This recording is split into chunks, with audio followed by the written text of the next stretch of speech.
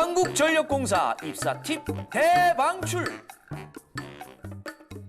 자, 오늘의 주제 한국전력공사 입사 팁 대방출입니다. 그냥 입사 팁을 알려드리는 게 아니라 뒤에 붙었어요. 대방출입니다. 그러니까 오늘 그냥 꾸러미를 다 열어서 여러분들한테 다 알려드리겠다는 말씀인데, 그러니까 이제 이게 흔히 이제 우리가 이제 업계 쪽에서는 사장님이 미쳤어요.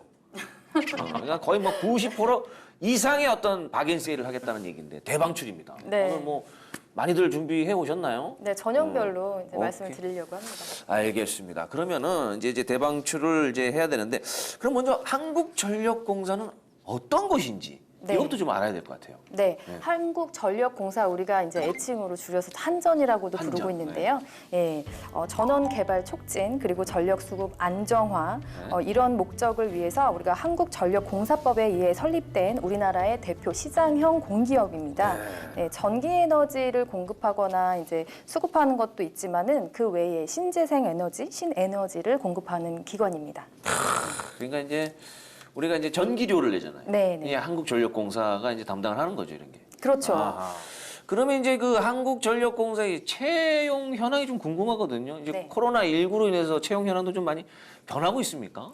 상반기 2월에 이제 체험형 인턴, 청년 체험형 인턴이 900명이 이제 했었어요. 네. 그리고 이제 연 목표가 1,400명인데 네. 하반기 이제 8월 곧 나올 것 같은데요. 500명을 이제 추가할 예정이고요. 아하. 네, 그리고 4월에 채용형 인턴 배전 담당으로 82명 채용이 됐고요. 네.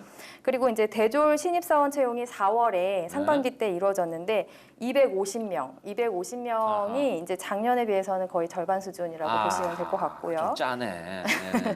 네, 그리고 이제 6월에 가장 최근에 있었던 고졸 채용형 네, 네. 인턴이 112명이 있었습니다. 아, 네. 줄어들었다고는 하지만 전체적으로 체험형 인턴의 경우가 네. 세 자릿수로 채용 기회들이 계속 있다는 점은 아무래도 한국전력공사가 공기업 채용에 있어서 어느 정도 역할을 수행하고 있다는 점은 비중적으로는 큰 변화가 없지만 소폭 하락한 점은 우리가 좀 챙겨봐야 될 부분이 아닐까 싶고요. 코로나19 이후에도 이러한 채용 기조는 좀 이어질 거기 때문에 소폭 하락할 수 있는 부분들은 앞으로도 예상해 볼 수 있겠습니다. 아니 근데 지금 두 분 말씀을 좀 듣다 보니까 나오는 단어가 뭐 체험형, 채용형 뭐 이렇게 얘기가 나오는데 네. 그 차이점이 궁금하거든요. 어떤 차이가 있습니까? 일단 이제 한전 같은 경우에는 두 가지 채용 방식을 다 하고 있는데요. 이제 인턴 채용형 인턴과 네. 체험형 인턴을 둘 다 진행을 하고 있습니다.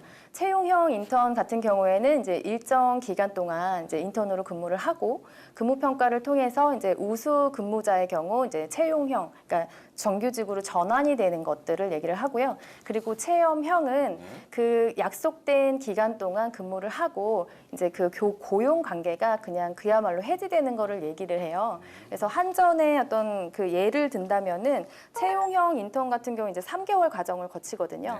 예, 그리고 나서 100% 전환을 목표로 하긴 하지만 근무 평가나 이제 또 그 업무에 어떤 너무 일을 못하면 안 되기 때문에 이제 여러 가지 다양한 이유로 80점 이상이 되면은 다 전환이 되고요. 절대 평가입니다. 네, 그리고 이제 채용형 인턴의 대표적인 게 고졸 채용형. 네, 고졸을 신입으로 그냥 이제 정규직으로 이렇게 하는 게 아니라 채용형 인턴제로만 고졸을 뽑고 있어요. 예, 그래서 여기에서도 마찬가지로 뭐 인원 수는 이제 해마다 조금 줄고 있는 게 약간 아쉬운 점이긴 하지만 매년 1회 꾸준히 계속 이제 2016년부터 꾸준히 시행하고 있다는 게 이제 우리가 기대할 수 있는 부분이고요. 그리고 이제 체험형 인턴도 마찬가지로 3개월 인턴인데 여기서 이제 고용 관계가 3개월 이후에 소멸하잖아요. 약간의 좋은 소식은 이분들이 정규직으로 전환을 할 때 신입 지원을 할 때 1회에 한해서 가점을 줍니다.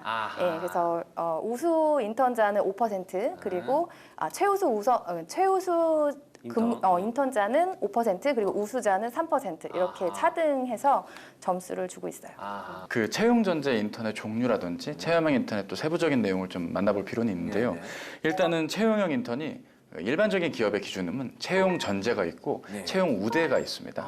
뭐 한전에는 채용 우대는 없지만 일단 채용 전제라는 것은 말 그대로 정말 채용을 전제로 하겠다. 일정 부분의 인원을 채용하겠다는 의지로 풀이가 되는 거고요. 채용 우대의 경우라고 한다면 주로 사기업들에서 많이 있는데 일단 근무 기회를 준 다음에 일반적인 정규직 지원을 할 때 일정 수준 서류 전형에 가점을 준다라든지 어느 정도 채용에 좀 혜택을 주는 그런 채용으로 이해해 주시는 게 좋습니다. 그래도 조금 취준생 입장에서는 좀 씁쓸하네요. 예, 뭐 채용해줄 거면 그냥 시원하게 해주면 좋은데 네. 약간 채용 우대나 약간 뭐 채용을 전제는 하긴 하지만 어쨌든 100%가 아니니까. 예, 그 약간 조금 그런 마음이 좀 들 것 같은데 어쨌든 채용형, 체험형 이런 차이가 좀 있다는 거를 참고하시고요. 그 취준생 우리 여러분들 자신이 어떤 채용 전형에 해당되는지 잘 살펴보고 지원했으면 좋겠습니다. 자, 그리고 이제 공공기관 입사를 준비하는 취준생들에게 또 고민거리가 있는데 바로 지방근무입니다. 네. 예, 이제 사실 많이 내려갔잖아요. 네. 특히 이제 공공기관들이 뭐 경상도로도 가고 충청도로도 가고 전라도로 많이 갔습니다. 그래서 이제 지방근무를 지금 하긴 해야 되는데 한국전력공사 역시 이제 지방근무를 해야 되겠죠? 본사가. 네, 그렇습니다. 이제 본부가 이제 나주 혁신도시로 2014년 12월에 서울의 삼성동에서 이제 이전을 하게 되었어요. 아하. 네, 지역 균등 발전을 위해서 다 이렇게 공공기관이 옮겨가다 보니까 네네. 한전 같은 경우에도 이제 전국 지사와 이렇게 있잖아요. 네네. 그래서 그 지방 발령을 마음에 일단은 가지고 각오를 하고 들어가셔야 되고요. 네. 보통 공공기관의 경우에는 2년에서 3년 주기로 그 순환 근무를 하게 되어 있어요. 지역 순환을. 그래서 그 부분을 조금 기억을 해 두셔야 되고요. 그리고 지역을 선택을 해서 지역 전문 그런 근무로 이제 지원을 할 때에는 10년 동안 그 지역에서 근무하는 것을 이제 전제로 하거든요. 의무 근무예요. 그래서 그것을 제외하고는 이제 전국 각지에서 발령이 나면 우리가 이제 글로 가서 일을 해야 되는 거죠. 예, 그래서 전국에 굉장히 많은데요. 일단 전국권으로 뽑는 인원이 있어요. 근데 전국권은 신입 채용 기준으로 해서 거의 50% 비율은 전국권으로 뽑아요. 그래서 내가 어느 지역으로 발령이 될지는 이제 입사를 해봐야 아는 거고요. 예, 그리고 나머지는 이제 뭐 수도권에도 있고, 네. 뭐 경북, 뭐 제주, 뭐 세종, 충남, 광주 이렇게 전국 전역에 있기 때문에 여기에 이제 그 지원을 꼭 지역 근무자로 해서 하지 않으면은 이제 우리가 다 발령을 받아야 된다는 걸 각오를 하고 가셔야 되는 거죠. 내가 이제 여기 세종에서 근무할래요 하고 찍고 가지 않는 이상은 네. 들어가서 이제 결정이 나는군요. 그렇죠. 전국권의 경우에 그렇습니다. 아하. 네. 자, 이렇게 이제 뭐 대략적으로 한국전력공사가 어떤 곳인지 이제 알아봤는데 저희는 본격적으로 취업을 하기 위해서 이제 준비 과정들을 좀 이제 알아봐야 될 것 같습니다. 어떤 준비를 좀 하면 될까요? 일단 이제 전형에 따라서 좀 차이가 있는데요. 우선 우리가 지원할 수 있는 자격인지를 먼저 확인을 해봐야 됩니다. 자격. 네, 이제 블라인드 채용이긴 하지만 네. 최소한의 자격을 또 이제 요구를 하고 있거든요.